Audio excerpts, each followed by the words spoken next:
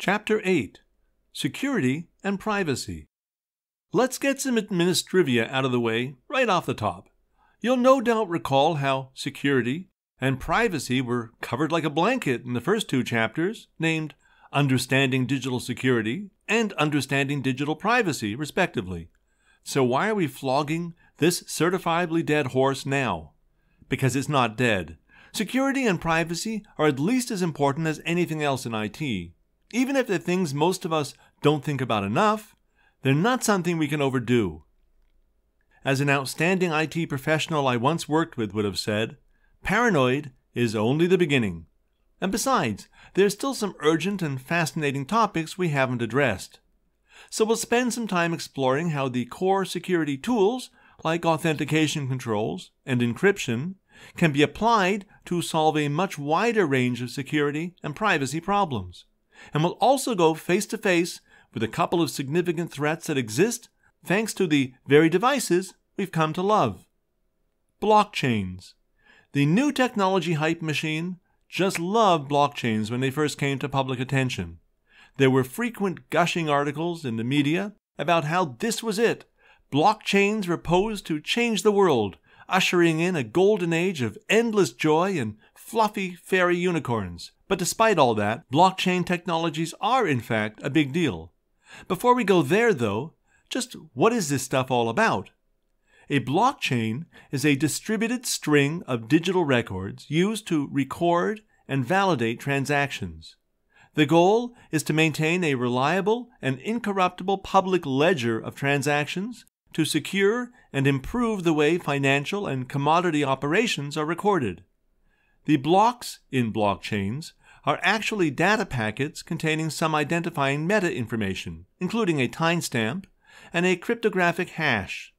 The hash, which is produced by software running on the computer that generates the block, is derived from the unique contents of the previous block in the chain, which in turn was based on the block that preceded it.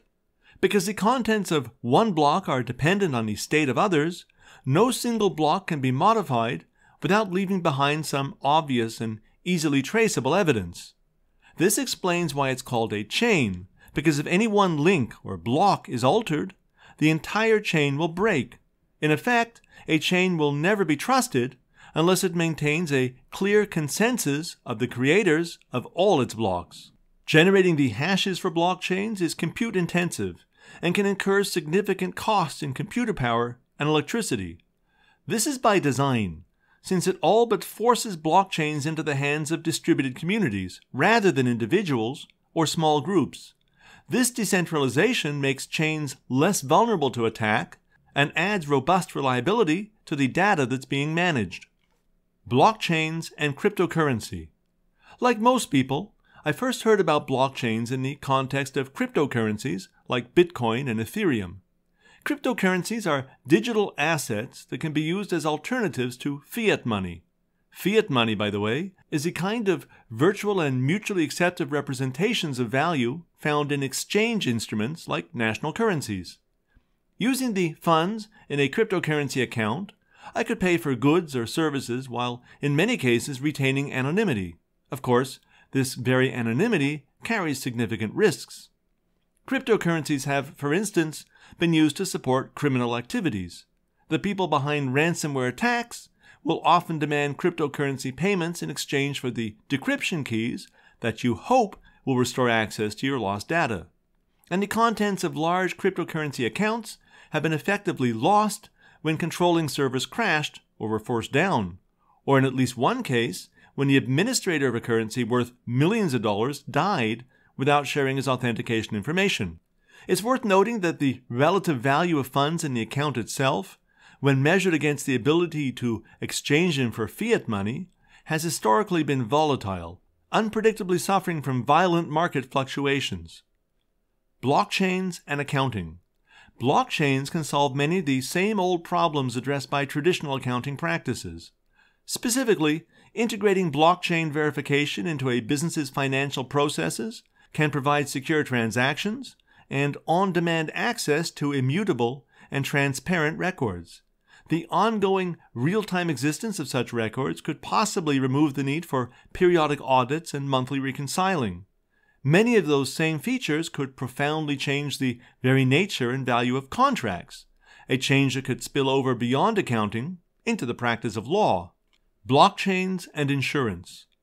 The potential security and privacy features of properly designed blockchains can also create efficiencies and value in the insurance industry. For one example, having a single blockchain where all the insurance within a particular market can reliably share their customer account information can help reduce claims fraud. Suspicious behavior and multiple claims for a single event will be more readily visible within a transparent and highly accessible system that includes data from all participating parties. Being able to reduce administrative duplication can also greatly streamline the processing of legitimate claims. You'll appreciate this when you consider how a victim's insurer will often process their customer's claim using similar steps to those used by the insurer you're claiming from. But if both parties were able to openly share their data, the process can be unified, and even better, automated. Perhaps most significantly, the delivery of health care can be enhanced and made more efficient if critical personal records can be safely and instantly accessed. And you guessed it, blockchains can be helpful there too. What kinds of automation are we talking about? Well, going back to accident claims, a smart contract is software that regularly checks for changes to the status of associated objects. The simple mouse-click approval of an insurance appraiser, for instance, could set into motion all the events necessary to pay a claim, notify all related parties, and update existing records.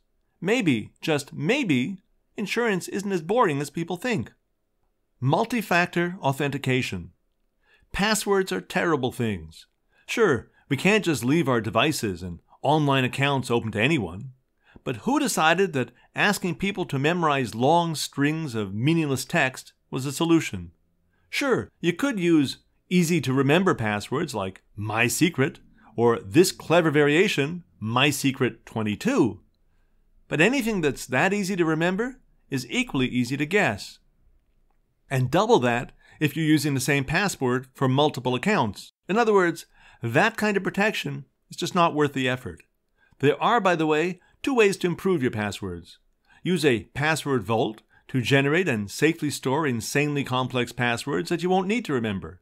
You can just copy and paste them into any login pages you visit. Or use a long 15 to 20 character password that incorporates memorable but unconnected words. Something like house-70-warfare-calf.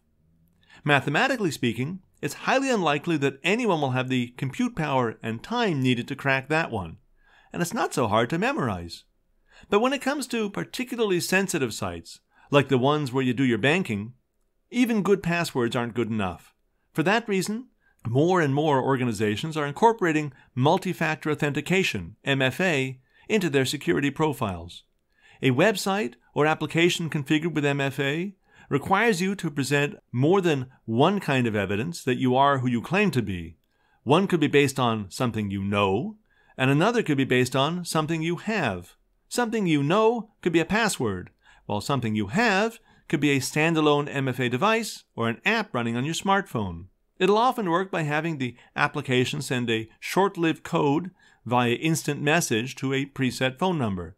You'll be expected to enter the code into the authentication login page. Federated identities. Once you've got the basics of authentication out of the way, through strong passwords and/or MFA, there's the question of authorization. In other words, what resources your logged-in account will be able to access. Individual systems will control users through some kind of access controls. Microsoft Windows, for example, uses Active Directory. Linux has object permissions, and cloud providers like Amazon Web Services can apply roles and policies.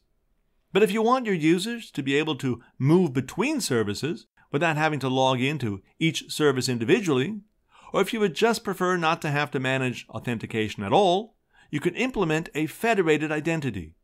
You've probably already experienced federation without even knowing it. Logging into a third-party web service using your Google account is one form of federation.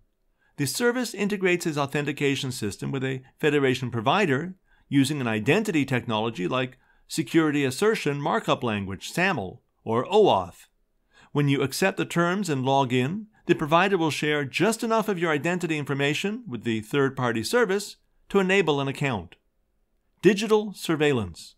Because it can both protect you from harm and also invade your privacy, surveillance is a two-edged sword. But digital surveillance is a two-edged sword that's a whole lot sharper. Let me explain why that is. Closed-circuit video cameras have been in use within security systems since at least the 1930s.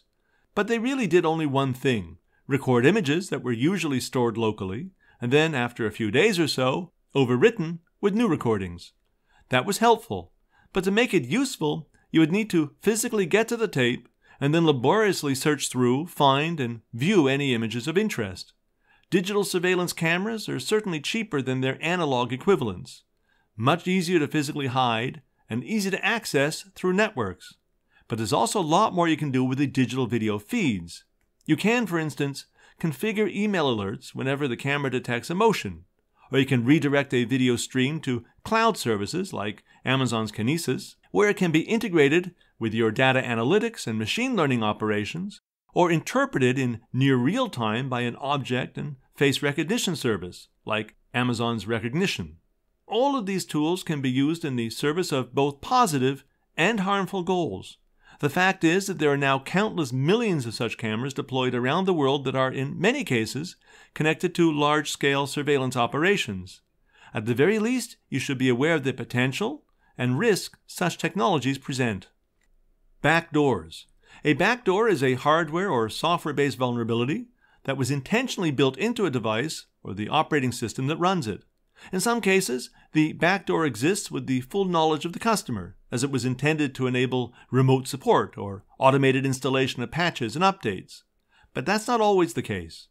Governments, government-associated companies, and criminal organizations have been caught shipping sensitive compute and network devices with dangerous backdoors.